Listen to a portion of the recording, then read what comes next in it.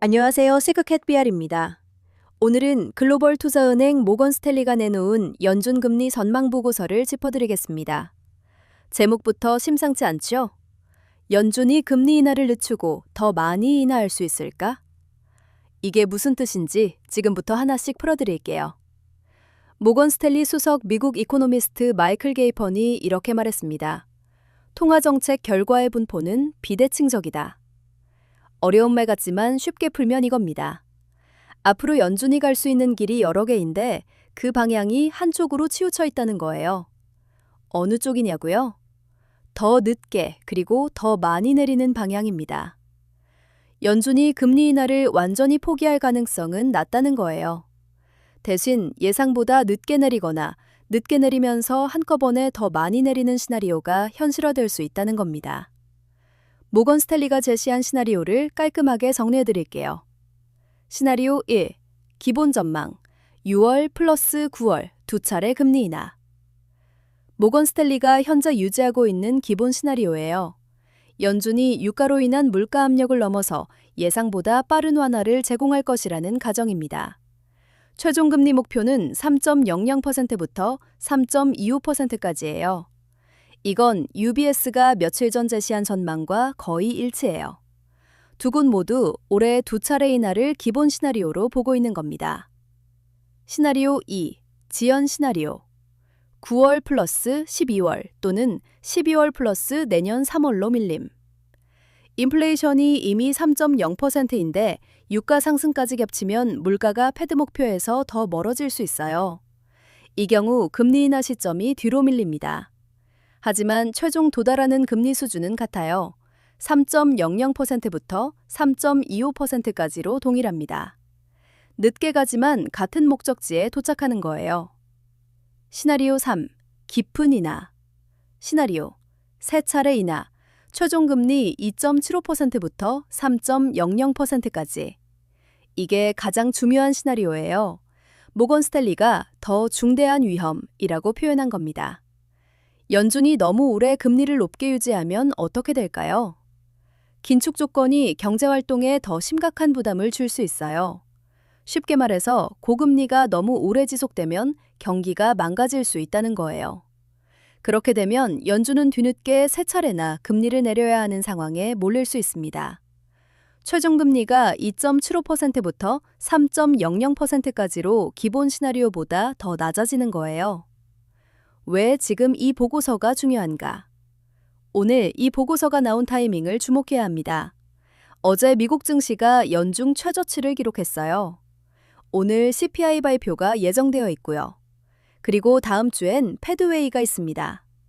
모건 스탠리가 지금 이 시점에 금리 인하가 늦어질 수도 더 깊어질 수도 있다고 말하는 건 지금 시장이 직면한 불확실성을 그대로 반영하는 겁니다. 이란 사태로 유가가 출렁이고 스태그플레이션 공포가 고개를 드는 지금, 연준이 어떤 선택을 하느냐에 따라 시장의 방향이 완전히 달라질 수 있어요. 그렇다면 이 보고서가 실제 경제와 증시에 어떤 영향을 줄까요? 첫째, 금리 민감 섹터의 불확실성이 더 커집니다. 금리 인하가 예상보다 늦어진다면 부동산, 유틸리티, 리츠 같은 고배당 금리 민감 섹터들은 기대했던 반등이 더 늦어질 수 있어요. 반대로 시나리오 3처럼 금리를 더 많이 내리게 된다면 이 섹터들이 한꺼번에 크게 오를 수 있고요. 방향이 정해지기 전까지 이 섹터는 극도로 변동성이 큰 구간에 들어가는 거예요. 둘째, 달러 강세 대 약세 변수. 금리 인하가 늦어지면 달러는 강세를 유지합니다. 반대로 시나리오 3처럼 깊은 인하가 온다면 달러 약세로 전환될 수 있어요. 달러 방향은 신흥국 시장, 원자재, 금 가격에 직접적인 영향을 줍니다. 한국 원화 환율에도 민감하게 반영되는 변수예요. 셋째, 기술주 성장주의 희비가 갈립니다. 성장주는 금리에 민감해요. 금리가 높게 오래 유지되면 미래 현금 흐름 할인율이 높아져서 밸류에이션이 눌립니다. 반대로 금리를 3번 내리는 시나리오 3이 오면 성장주에겐 오히려 호재가 될 수 있어요. 지금 기술주가 상대적으로 버티고 있는 이유 중 하나가 바로 이 언젠가는 금리를 내릴 것이라는 기대감이거든요. 넷째, 오늘 CPI가 모든 걸 결정합니다. 모건 스탠리 보고서의 새 시나리오 중 어느 방향으로 갈지를 결정하는 첫 번째 데이터가 바로 오늘 CPI예요. CPI가 높게 나오면 시나리오 2 또는 3으로 가는 확률이 높아지고 낮게 나오면 기본 시나리오인 6월 인하가 살아남습니다. 오늘 모건 스탠리 보고서를 한마디로 정리하면 이겁니다. 연준은 결국 내린다. 문제는 언제, 그리고 얼마나다. 완화를 포기하지는 않을 거예요. 하지만 그 타이밍과 깊이가 지금 우리가 예상하는 것과 다를 수 있다는 거예요. 그리고 그 불확실성 자체가 지금 시장을 짓누르고 있습니다. UBS는 좁은 성장, AI 의존을 경고했고, 모건 스탠리는 금리 경로의 비대칭적 위험을 경고했어요. 두 개의 경고가 같은 방향을 가리키고 있습니다. 지금은 방어적 포트폴리오를 유지하면서 CPI와 패드웨이 결과를 확인하는 게 최선입니다. 이상 시그캣비알이었습니다. We catch the signal before the market moves. 본 브리핑은 투자 권유가 아닌 정보 제공 목적입니다.